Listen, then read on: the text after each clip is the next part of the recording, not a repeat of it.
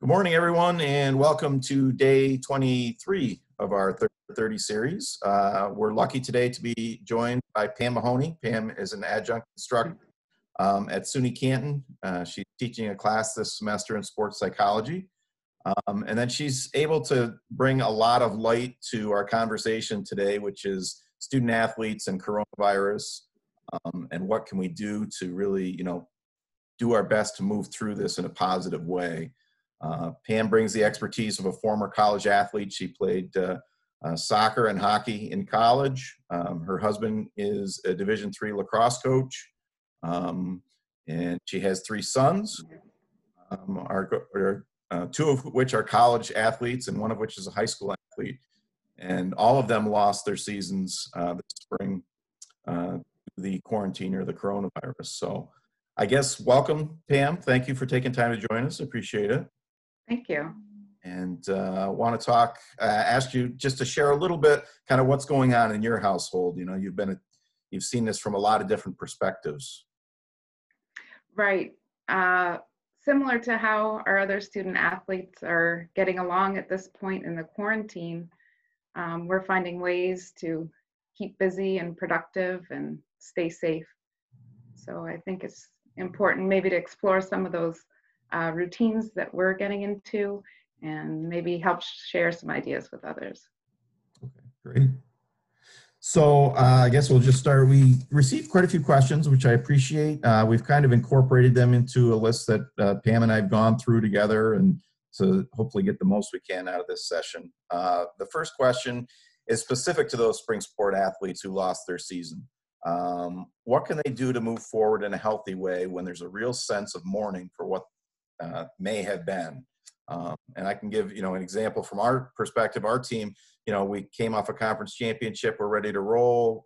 And all of a sudden we're told on our spring break trip, come home, that's it, no more season. So, there was a real sense of mourning there. What can spring sport athletes that have had that taken away from them, what can they do to help move forward and mourn that process? Well, I really think one of the biggest things is acknowledging and grieving the loss. It is, and it is indeed a loss. It's difficult maybe sometimes for people to picture that such a thing is a loss, but it is. So our student athletes, our coaches, our children, may all be feeling sadness or disappointment. A number of them are grieving, feeling anxious. And, the good news is that part of a healthy emotional life is being able to fully experience all your emotions, oddly enough. So many are getting practice at these.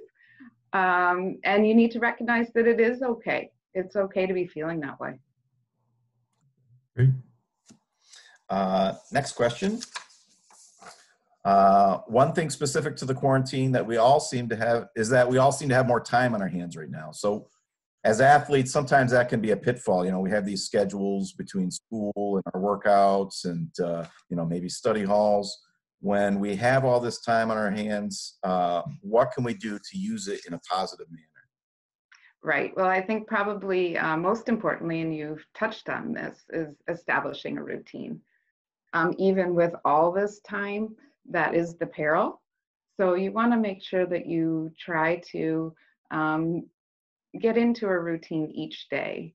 And that definitely can help prepare you forward into a more mentally healthy quarantine. From a sports psychology perspective, some of the student athletes might say, well, I'm feeling overwhelmed, or how can I, when I get hitched up in my routine? So maybe we want to think of breathing exercise. So again, it's very simple, probably takes 3 to 5 seconds to complete. But if you just want to pause and put your hand on your belly, you can do this, Coach Todd. Sure. And you want to inflate a balloon into your diaphragm. So you're bypassing your lungs. You're going as deep as you can into your belly, in through your nose to inflate your balloon. And then as I exhale, slowly out my nose. And in fact, I'm making a noise with the back of my throat that no one else can hear. It's sort of right where you swallow. If you just slowly exhale, so that you can hear that breath yourself. It can really recenter you as a person and as an athlete. I like it. All right. Great tip. Appreciate that. Yeah. That's good. What do you think is the top priority that student athletes should be focusing on right now? So we've got this, we got our academic lives and we got our athletic lives, but this has thrown everything into disarray. What do you think is the top priority right now that student athletes should be focusing on? Well, obviously you're concerned about your safety and your well-being and your mental well-being. So if we just want to break that down, what are some of the things that we can be doing in terms of a routine and incorporating into our days? So I've really enjoyed your 30 for 30 sessions. They're super important. When we talk about, okay, you can have your time to work out. You can I'm sure all of our athletes now have their online school routines and schedules pretty set. So you're working out, you've offered skills sessions, coaches and athletes can talk about technical sessions, say. I know the one thing they're probably missing most is the game experience. And some are probably wondering, how do I ever recreate that? But maybe it is a good time to think about mental imagery. And imagery is where you rehearse in your mind and body positive performances, and you see yourself performing very well. It's interesting, in my house, I sampled the boys. Do you use imagery, and how do you see yourself when you're doing it? One of them sees themselves from the inside out, sort of looking out through their own eyes as they go through their either shooting routine or dodging routine, or as one of them likes to say, as they blow up another player. And one of them sees a combination of sort of a spectator looking at them while they're doing it, and then also if they're doing different skills, it is from within. So it's a very powerful tool that I think players could incorporate. And since so many people might be new to imagery, maybe you want to look at some game film, your own game film, and find places where you're doing things really well. Because I think during season, sometimes when we use film, it might be to learn from an error all the time. So since we have time, your correction can go to the wayside, and you can look at, okay, look, this was a great time in the game for me. And then when you use your imagery, how was I feeling? What sounds were around me? Really get into the whole game experience. So if you don't have film yourself, you can also get film from others that are better than you in your sport, which is a good idea to do also. And then you're emulating that imagery as yourself. So some tools that you could use to improve your game's skill set when the time comes. I love that. I love the imagery. I love building on the positives. That's great. And I probably know which one was talking about blowing up their opposition, but I'm not 100% sure. I think you probably do as well. Might have been your youngest one, if I know correctly. So that's great. Thank you. So we talk about Division III athletes having balance in their lives between academics and athletics. How has the quarantine changed that, and how can we continue to strive for that balance in our lives? Well, I think it's important, again, to fall back on those daily routines and implementing small steps. Our goal setting has changed. Maybe during the season you had different goals, but it's time now to think, what can I do every day to get a little bit better? And that includes in terms of nutrition. And I really enjoyed Allie's talk yesterday when she talked about staying connected with teammates, just to really feel that sense of community that we could otherwise feel is lost. And I think your team is even running together, which is pretty cool. Yeah, they are virtually. Yes. Yeah, they're using an app to track each other. Yeah, which is pretty cool. And you're right. I mean, even though, these Zoom calls, it's not the same as being in the room together. It's certainly better than just kind of holding up, in our bedrooms and not having the opportunity to share with each other. So it's got its limitations. And then I think I will add to that is, some people have been feeling very anxious, and rightfully so. There's, we're not minimizing by any means what's going on. So what tools can we draw from our toolbox as athletes to help us reduce that anxiety. Say, I know we talked about refocusing with one deep breath, but maybe progressive relaxation. This time of year, for the student athletes that are in season, they're probably using that the night before a game if they're a little too activated in order to sleep. But maybe now we need to put that occasionally into our day when that fight or flight response is keyed up and it really can't be sustained.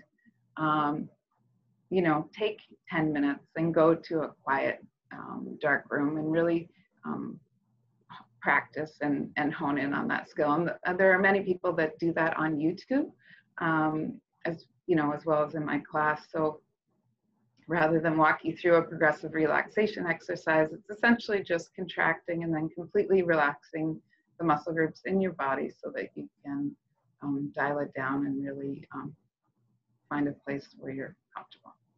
That's awesome. Thanks. Yeah, that's a good one. Next up, it's a question from a high school athlete that we got that's following us.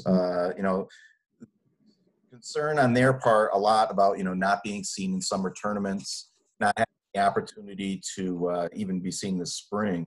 So, there's a lot of recruiting concerns. There's all this pressure, it seems, these days, to get recruited. And how this especially affects the classes of probably 2021 and 2022. A lot of those 2020 athletes are already committed and will probably just going where they had planned originally. But how can these high school athletes find strength and stay positive during this time? Right. Well, I think the interesting thing to recognize is that everybody's in the same boat, right? So it's not unique to you only. It is countrywide and worldwide happening right now.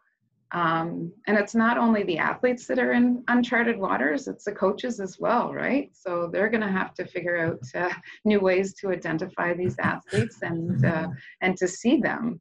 So I certainly understand that there is so much uncertainty, but it's sort of level playing field uncertainty. So again, if we back it up and if you want to take advantage of every day that you do have time in this quarantine to get into a healthy routine, then when you emerge from the other side, I'm thinking you'll be prepared for your best performance.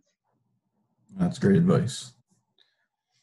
And then we're at our last question. So once this is all over, which we hope, is sooner rather than later, but there's still going to be some unknowns out there. If things kind of clear up this summer and then we have to worry about, well, we're not sure what's going to happen this fall, or, will we still have a spring? There's going to be a lot of unknowns, like how are we going to move forward once we start getting out of the quarantine? What's the healthiest thing that student athletes can do to deal with the unknowns or take control over their future in ways that, they may right. be able to? Well, I think first I would start by saying, athletes are a resilient bunch. They know adversity. They know how to overcome. And so it's best to not focus on what you can't control, because that's impossible, but really come at it with the angle of what you can control. And also take a long-term overview. You can get so caught up in the moment, but what are the little steps that I can do to achieve my long-term goal coming out of this quarantine? Again, being safe, being healthy, being productive, and finding a way to be better. So I think breaking it down into manageable steps, which has been a recurring theme today, and doing the little things, so that eventually, as we come out on the other side, you're feeling good about yourself and your safety and your family and your performance, essentially. Awesome. Well, that's all the questions we had, Pam. I want to thank you. I think that was a lot of really good information. I know that this is probably going to be one of our most liked segments that we've done so far out of this series.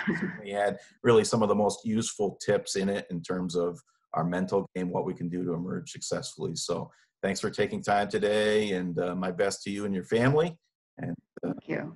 Yeah. And same to yours. Thank you. I appreciate it. Yeah. We're all competitive people. you know, coming out on the other side, even though we're only a few blocks away from each other, being able to see each other face here at some point in the hopefully near future. So take care. Absolutely. Okay, thank you.